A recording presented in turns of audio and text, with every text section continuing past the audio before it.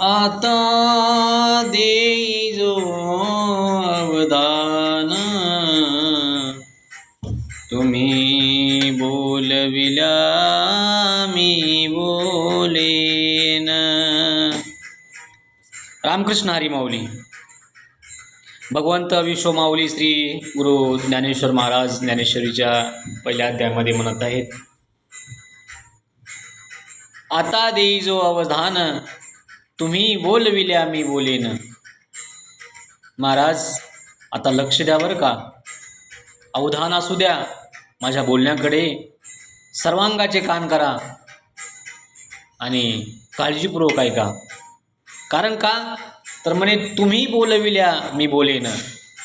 हे श्री गुरु निवृत्तीनाथांना म्हणत आहेत माऊली की तुम्ही बोलवल्याशिवाय मी बोलणार नाही. माझे बोलवते धनी तुम्हीच आहात, म्हणून मी जे बोलतो आहे त्याकडे लक्ष असू द्या, तुमचं बळ असू द्या, तुमचा आशीर्वाद असू द्या, तुमची कृपा असू द्या. रामकृष्ण हरी माऊली.